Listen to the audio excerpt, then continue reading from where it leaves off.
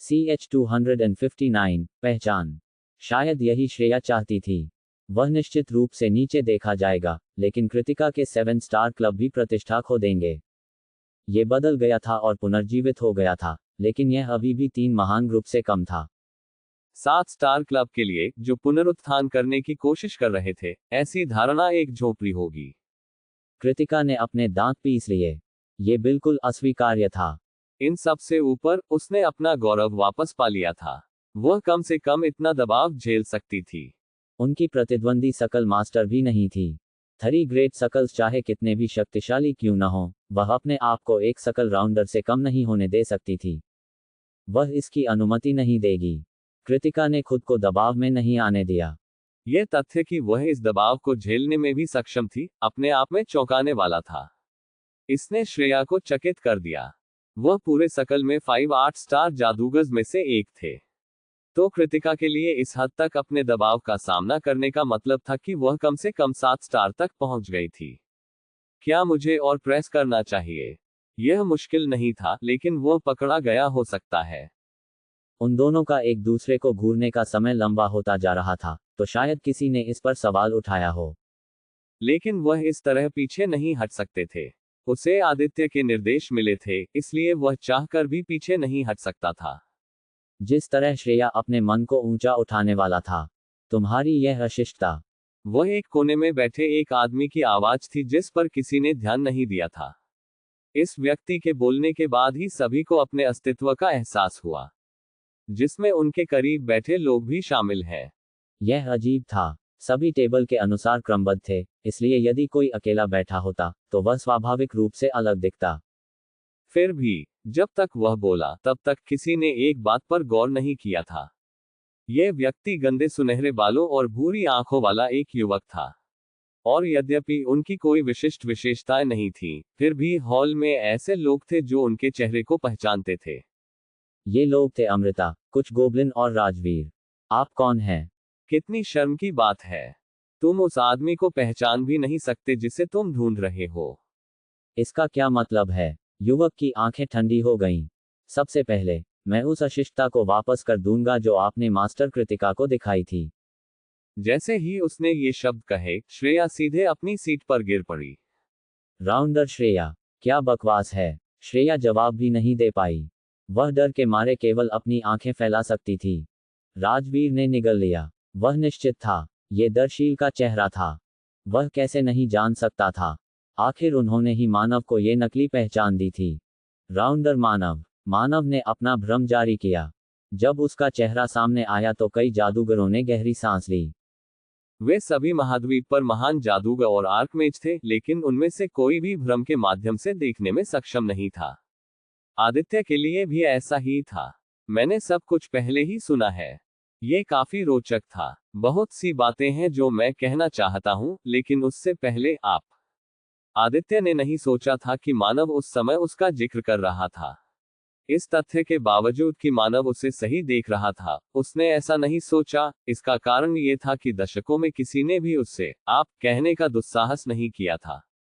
लेकिन इसके बाद के शब्द और भी चौंकाने वाले थे। आप भूपेंद्र सिंह स्वॉर्ड्स सकल मास्टर के खिताब के लायक नहीं हैं। आप उस पद से हट क्यों नहीं जाते? श्रेया ने आह भरी। वह विभिन्न लोगों से मिली थी और वर्षों में अनगिनत स्थितियों का अनुभव किया था। लेकिन मानव पहले इंसान थे जिन्होंने उन्हें इतना जिज्ञासु बनाया।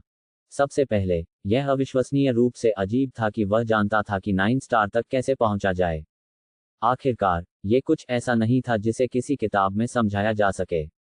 ये कुछ ऐसा था जो केवल परीक्षण और त्रुटि, अविश्वसनीय पीड़ा और भाग्य के अनगिनत प्रयासों के माध्यम से प्राप्त किया जा सकता था। लेकिन उसने इसके बारे में बहुत गहराई से नहीं सोचा। आखिरकार, मनुष्य पूरे महाद्वीप पर सबसे अधिक आबादी वाली प्रजातियों में से एक थे। तो उनके लिए एक दुर्लभ प्रतिभा होना पूरी तरह से संभव था जो हर कुछ हजारों वर्षों में पैदा होने की संभावना थी। हालांकि, जब उसे लड़ाई याद आई, तो वह आश्चर्यचकित हुए बिना नहीं रह सकी। आखिरकार, अनुभव कोई ऐसी चीज नहीं है जिसे प्रतिभा के साथ हासिल किया जा सकता है। ये बंदा, जब वह 9 स्टार तक पहुंचेगा, तो देवता को कुछ परेशानी का सामना करना पड़ेगा। यहां तक कि श्रेया भी, जिसने शायद ही कभी उच्च मूल्यांकन दिया, ऐसा सोचने से खुद को रोक नहीं सका। देवता, सर्वनाश और स्वयं को छोड़कर सभी देवताओं को निश्चित रूप से मानव द्वारा पीटा जाएगा। बेशक यह अपने आप में मुश्किल होगा।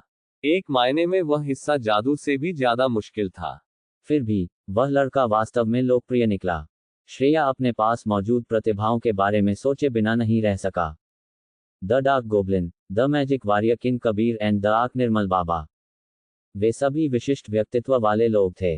इससे भी बढ़कर वे ऐसे प्राणी थे जिन्हें सभी नश्वर लोगों का शिखर कहा जा सकता था। हालांकि इन तीनों का एक दूसरे से कोई वास्तविक संबंध नहीं था, और यह एक सर्वविदित तथ्य था कि शक्तिशाली व्यक्ति आसानी से किसी और के अधीन काम नहीं करेंगे।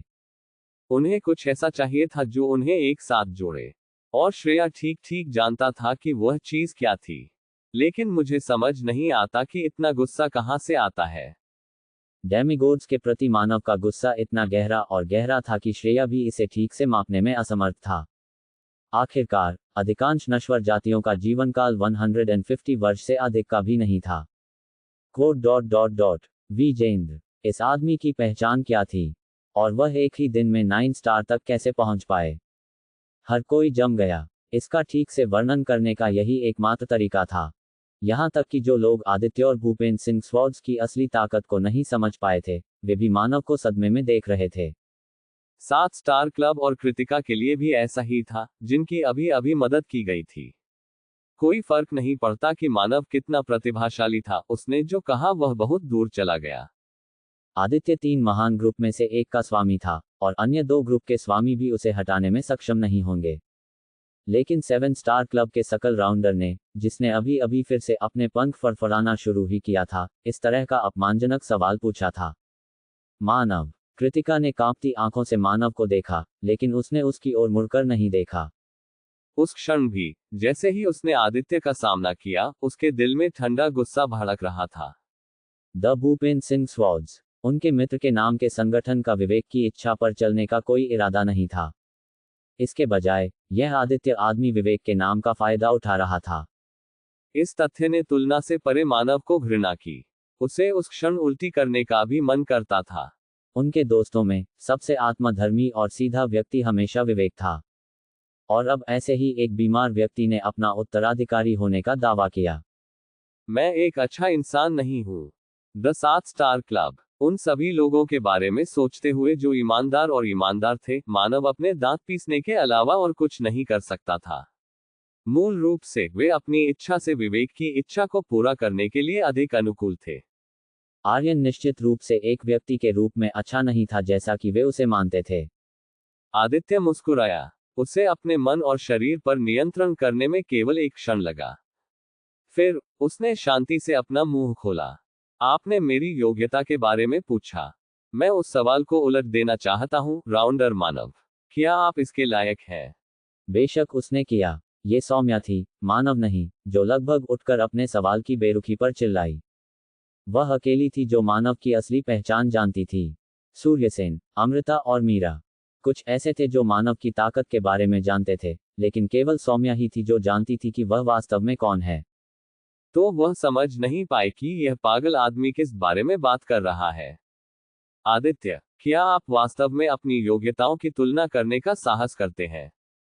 The great magician, Aryan. महान जादूगर, आर्यन के अलावा कोई नहीं।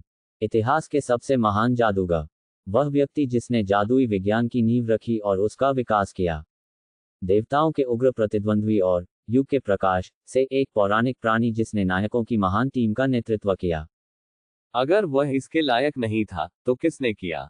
सौम्या तुरंत मानव की असली पहचान इन अज्ञानी प्राणियों को साझा करना चाहती थी, लेकिन वह ऐसा नहीं कर सकी। और एक ही कारण था।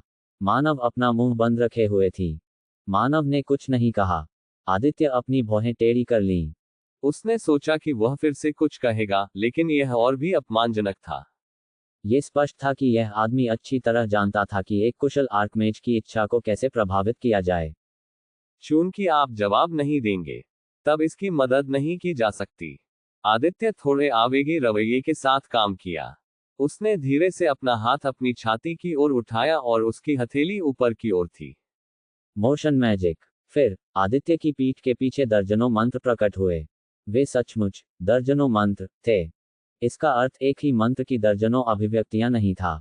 इसके बजाय एक ही समय में दर्जनों अलग अलग मंत्र डाले गए, बिना मंत्र जाप या एक भी शब्द कहे। कमरे में मौजूद जादूगरों को अपनी आंखों पर विश्वास करना मुश्किल हो गया। यह अब डबल या ट्रिपल कास्टिंग के स्तर पर नहीं था। सचमुच हर मंत्र एक अलग स्तर पर था। और शक्ति, इनमें से प्रत्येक मंत्र कम से कम 6 स्टार थे। और चूंकि आदित्य ढलाईकार था, ये बहुत संभव था कि इनमें से प्रत्येक मंत्र हमेशा की तरह 2 बार मजबूत था। पागल, मास्टर आदित्य, क्या आप इस हवेली को मिटाने की कोशिश कर रहे हैं? मास्टर अजय एक जरूरी आवाज में चिल्लाया। इतनी जादुई शक्ति के साथ हवेली का तो कहना ही क्या, राजावत परिवार की आधी जमीन भी मिटा दी जाएगी।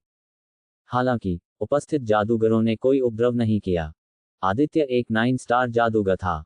उसके लिए अपनी शक्ति को एक बिंदु पर केंद्रित करना अपनी हथेली को पलटने से ज्यादा आसान होगा। इससे मंत्र की शक्ति भी बढ़ेगी। अब आप इसे कैसे रोकने जा रहे हैं? आदित्य मानव को घूर कर देखा। कोई कह सकता है कि वह ओवरबोर्ड जा रहा था, लेकिन उसके पास एक अच्छा कारण था। सबसे पहले, यह मानव था जो असभ्य और असम्मानजनक था। इसलिए आदित्य को अपना गुस्सा निकालने का अधिकार था। दर्जनों मंत्र मानव पर लक्षित थे। यदि वह भाग्यशाली होता, तो वह केवल कुछ अंगों को खो देता। लेकिन वह भी ठीक था। आदित्य महसूस किया कि उसे फर्श पर असहाय रूप से रेंगते हुए देखना और भी अच्छा होगा। फिर मानव ने अपनी उंगली उठा ली। आदित्य इस हरकत पर लगभग हंस पड़ा। मोशन मैजिक, क्या वह आत्मा जागरूक महसूस कर रहा था? ऐसा लग रहा था कि आखिरकार उसे कुछ अहंकार था। आदित्य हंसने वाला था, लेकिन अचानक उसकी अभिव्यक्ति सख्त हो गई क्योंकि उसे लगा कि उसकी रीढ़ में ठंडक दौड़ रही है। 260 पागलपन की कगार। आदित्य को लगा जैसे अचानक उसकी अभिव्यक्ति सख्त हो रही हो क्योंकि उसे लगा कि उसकी रीढ़ में ठंडक दौड़ रही है। यह कुछ ऐसा था जिसे उसने तब से महसूस नहीं किया था जब वह 9 स्टार पर पहुंच गया था। मानव ने अपनी तर्जनी को सीधा किया। ये एक कोमल और सुंदर आंदोलन था। और उसके बाद समय धीमा लग रहा था। यह एक अजीब सी अनुभूति थी, मानो उसे एक क्षण को खींच लिया गया हो। और पल ऑफ द मोमेंट, ऐसा लग रहा था जैसे अंतरिक्ष में किसी ब्लैक होल में खींच लिया गया हो। क्या ये वह स्थान था जिसे चूसा जा रहा था? तो तुम भी आधे हो। एक उदासीन आवाज की आवाज के बाद एक बार एक गहरा लाल प्रकाश फड़फड़ाया। आवाज गायब हो गई और कोई सुन न सका, मानो सबके कानों के पर्दा फट गया हो। सबसे पहले एहसास आदित्य को हुआ, जिसके चेहरे से ठंडा पसीना बह रहा था। क्या बेवकूफाना हरकत है, वह बिना पीछे देखे बता सकता था। उसके पीछे के दर्जनों मंत्र पहले ही गायब हो चुके थे। वे पूरी तरह से गायब हो गए थे। जिस तरह चट्टान से टकराती लहर टूट जाती है, उसी तरह मानव की उंगली की लाल बत्ती ने आदित्य के जादू को पूरी तरह से मिटा दिया था। उसने अभी क्या किया? क्या तुमने जादू का इस्तेमाल किया है? वह माना की प्रतिध्वनि महसूस कर सकता था, लेकिन वह ये नहीं बता सकता था कि मानव ने क्या किया था। आप चोटी नहीं देखेंगे, मानव की आवाज फिर आई। आदित्य अब अपने आप को बनाए नहीं रख सका। उसका चेहरा भूत की तरह विकृत हो गया था। तुम होते कौन हो ऐसा कहने वाले? जब कमरे में मौजूद लोगों ने इस कर्कश आवाज को सुना जैसे कि वक्ता ने रेत निगल ली हो, तो वे अपने आप को रोक नहीं सके और कांप उठे। उन्होंने आदित्य को चौंक कर देखा। आदित्य, एक ऐसा व्यक्ति जो कभी भी अपना धैर्य नहीं खोने के लिए जाना जाता था, वास्तव में मानव के शब्दों पर उत्साह दिखा रहा था। शिखर पर पहुंचने के लिए आपके पास एक मजबूत नींव होनी चाहिए, एक ही रास्ते पर चलने के लिए एक अटूट मानसिकता, चाहे कुछ भी हो जाए। चाहे जादुई रास्ता हो या मार्शल आर्ट का रास्ता। असहनीय अपमान ने आदित्य के चेहरे को ढांक दिया, जो कुछ समय के लिए अवाक रह गया था। क्या आप मुझे पढ़ा रहे हैं? हालांकि यह केवल आधा है, ये पहले से ही एक चमत्कार माना जा सकता है कि आप चोटी की ओर एक कदम उठाने में कामयाब रहे। हालांकि आप कितनी भी कोशिश कर लें, आप कितना भी संघर्ष कर लें, चाहे आप कितनी भी देर प्रतीक्षा कर लें, आप कभी भी अंतिम कदम नहीं उठा पाएंगे। आदित्य अब उसका खंडन नहीं कर सकता था। वह अब अपना मुंह भी नहीं खोल पा रहा था। वह इसे महसूस कर सकता था, यहां तक कि सिर्फ उसकी आवाज में। उसके सामने खड़ा ये व्यक्ति विशाल समुद्र के समान था। वह उस परिदृश्य पर खड़ा था जिस तक पहुंचने के लिए आदित्य तरस रहा था लेकिन कभी देख नहीं पाया। वह पहले ही अपने अंत पर पहुंच चुका था। वह अपने होश में लौट आया।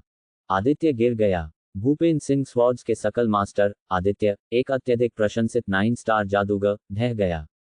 मैं इस पर विश्वास नहीं कर सकता, मैं नहीं। बेकाबू ईर्ष्या की लहर आदित्य की निगाहों से छिपी नहीं रह सकती थी। यह छोटा सा बकवास उससे भी ऊंचे स्तर पर पहुंच गया था। क्या वह वास्तव में 9 स्टार तक पहुंच सकता था? यह वास्तविकता, मैं इसे कैसे स्वीकार कर सकता था?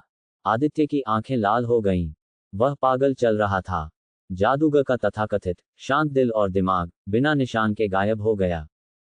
इसके बजाय तीव्र भावनाओं ने उसके पूरे अस्तित्व को भर दिया। मानव ने अपनी आंखें सिकोड़ ली। क्या ये ईर्ष्या है? यह तीव्र भावना की आदित्य जारी कर रहा था। यह स्रोत था कि वह अपने पैर की उंगलियों को 9 स्टार के स्तर में डुबाता था। आदित्य पागलपन की कगार पर था। उन्होंने इस भावना को पहले महसूस किया होगा। आदित्य की बहन काहिरा, पूर्व सकल मास्टर, उसके मन में ईर्ष्या उस समय से कई गुना अधिक गहरी थी। वह इसे सहन कर सकता था। वह लचीला था, वह शासन करेगा। क्योंकि अंत में वही जीतेगा। काहिरा के साथ भी मानव की उपस्थिति अप्रत्याशित थी, लेकिन इससे उनकी पहले की हिचकिचाहट दूर हो गई। आदित्य ने उठकर कर्कश स्वर में कहा, आप इस बैठक में क्यों आए? चीजों को ठीक करने के लिए। कोड डॉट डॉट डॉट वह खुद करो। इतना कहकर आदित्य अपनी सीट पर लौट आया और चुपचाप बैठ गया। वह आदमी जो अब तक बैठक का नेतृत्व कर रहा था अब अविश्वसनीय रूप से थका हुआ और विनम्र लग रहा था। अच्छी बात यह थी कि उस समय बैठक में और कोई भी उस पर ध्यान नहीं दे रहा था। कपड़ों की खड़खड़ाहट की आवाज भी नहीं आ रही थी। मानव शांत चाल के साथ हॉल के केंद्र में चला गया। भूपेंद्र सिंह ने मेजबान के रूप में अपना स्थान छोड़ते हुए अवचेतन रूप से पीछे हट गए। मानव रुक गया और चारों ओर देखा। वह अपने ऊपर सबकी निगाहें महसूस कर सकता था। वह उन सभी की निगाहों को महसूस कर सकते थे जिन्होंने सकल के लिए संघर्ष किया और बलिदान दिया। उस समय की यादें अब भी उनके जेहन में ताजा थी। जब उसे इसके अस्तित्व का पता चला तो उसे कितनी खुशी हुई होगी। लेकिन जितना अधिक उसे ये पता चला, वह उतना ही निराश होता गया। वह नहीं चाहता था। वह बिल्कुल नहीं चाहता था। मानव चाहते थे कि वे उनकी उम्मीदों पर खरे उतरें। उन्होंने आशा व्यक्त की कि पुराने दिनों में आर्यन और उनके दोस्तों की पागल इच्छा पुनर्जीवित और परिपक्व हो गई थी। लेकिन 3500 साल का समय बहुत लंबा था। उस इच्छा को बदलने के लिए पर्याप्त समय था। इसलिए उसे जांच करनी पड़ी। वह वही करने जा रहा था जो बहुत पहले हो जाना चाहिए था। मेरी जानने की इच्छा है। वह उनसे सवालों का पहाड़ पूछना चाहता था, लेकिन उस समय मानव के दिमाग में केवल एक साधारण सा सवाल था। आप सकल में क्यों शामिल हुए? देवताओं को पराजित करने के लिए ग्रुप को पूरी तरह से एकजुट होना पड़ा। अब ऐसी बिखरी हुई शक्ति नहीं हो सकती थी। अगर वे एकजुट नहीं हो सके तो वे जीत नहीं सके। यह आसान नहीं था। और मानव को विश्वास नहीं था कि वह सब कुछ रख पाएगा। इसीलिए सड़े हुए हिस्सों को काटने का उनका फैसला अपरिवर्तित रहा। एक संपूर्ण गोला बनाने के लिए खुरदरे किनारों को पीसना आवश्यक था। इस तरह से बनाया गया ग्रुप तब पूरी तरह गोल और सुंदर होगा। एक चक्र के साथ, निश्चित रूप से, वे अंततः देवताओं के लिए भी खतरा पैदा करने में सक्षम होंगे। कोई जवाब नहीं था, लेकिन मानव अधीर नहीं था। चुप्पी ने उन्हें असहज भी महसूस नहीं कराया।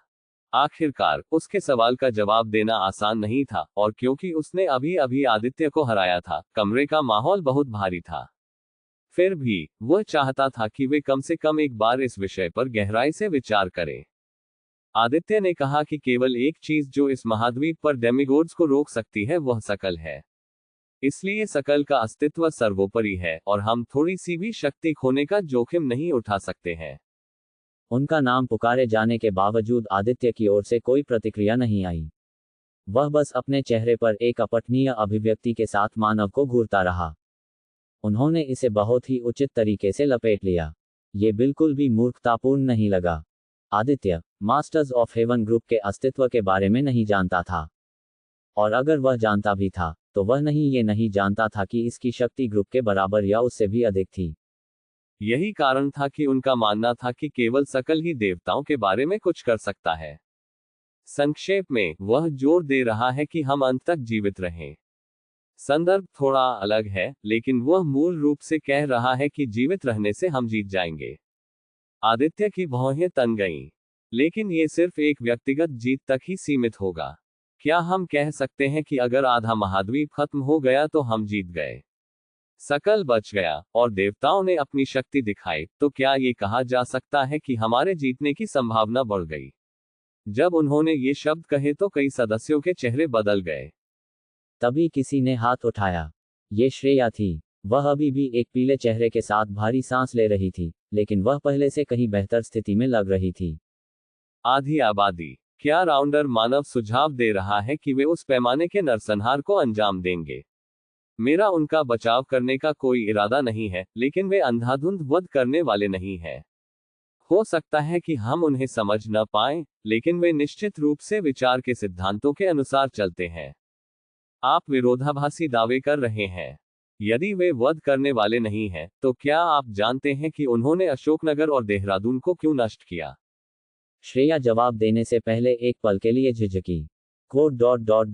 ये एक साधारण चेतावनी हो सकती है। सबमिशन को प्रोत्साहित करने के लिए सकल के लिए एक खतरा। फिर मैं अपना प्रश्न बदलूंगी। क्या आप देवताओं के कार्यों के सिद्धांतों को समझते हैं, जिन्होंने एक चेतावनी के रूप में एक देश और एक शहर को नष्ट कर दिया होगा? मानव ने ठंडे चेहरे से उसकी ओर देखा। देवता उन सिद्धांतों पर कार्य करते हैं जिन्हें हम नहीं समझते, इसलिए ये इतने खतरनाक है। एक नश्वर दृष्टिकोण से देवता वध करने वालों के एक समूह के अलावा और कुछ नहीं है। मानव ने स्पष्ट लहजे में बात की। देवता और महाद्वीप पर रहने वाली अन्य जातियां एक दूसरे को समझ नहीं सकी। मन और दैवीय शक्ति की तरह इन्हें कभी मिलाया नहीं जा सकता था। फिर भी श्रेया की असंतुष्ट अभिव्यक्ति दूर नहीं हुई। मानव ने उसकी ओर देखा और कहा, आप आश्वस्त नहीं लग रहे हैं। फिर मुझे दिखाओ कि तुम्हारे विचार कितने ठोस हैं। आपका क्या मतलब है? यहाँ अशोकनगर और सूरत से ग्रुप होनी चाहिए, है ना? कुछ ने हाथ खड़े कर दिए। वे अविश्वसनीय रूप से उदास दिख रहे थे। उनकी आंखों के चारों ओर काले घेरे और उनके शरीर के चारों ओर एक निराशाजनक आभा थी। वे बहुत सुनसान लग रहे थे क्योंकि उनके घरों को नष्ट कर दिया गया था। श्रेया भी काफी शॉक थी, क्योंकि उनकी शत्रुतापूर्ण निगाहें उस पर टिकी थीं। श्रेया, क्या आप उनकी आंखों में देखकर उन शब्दों को फिर से कह सकते हैं कि देवता वध करने वाले नहीं हैं? श्रेया अपना मुंह नहीं खोल पाई। मानव ने उसकी ओर देखा। उसने भूपेंद्र सिंह स्वॉर्ड्स के सड़ने की उम्मीद की थी, लेकिन उसने कभी भी उनसे इतना नीचे गिरने की उम्मीद नहीं की होगी। डरो मत, हम जीत सकते हैं। देवता पूर्ण प्राणी नहीं है। क्या ये कारण नहीं है कि वे स्वयं को देवता कहते हैं, क्योंकि वे इस तथ्य को भी जानते हैं, हमारा दुश्मन अंधेरे से प्रकट हुआ है, तो हमें भी अपना कदम उठाना चाहिए। युद्ध अपरिहार्य है। द गोल्डन नीतिका ग्रुप में से कोई भी इन शब्दों को गटकने के अलावा अपने आप को नहीं रोक सका। क्या आप कह रहे हैं कि हम देवताओं के खिलाफ चौतरफा युद्ध करने जा रहे हैं? ये सही है। मानव के दृढ़ शब्दों पर सभी ने ठंडी सांस ली। कृतिका सहित 7 स्टार क्लब के सदस्य अविश्वसनीय रूप से हैरान थे। यह मानव की तरह नहीं लगता। उसे थोड़ा अजीब लगा, लेकिन वह ये नहीं बता सकी कि ऐसा क्यों है। क्या आप लड़ने से डरते हैं?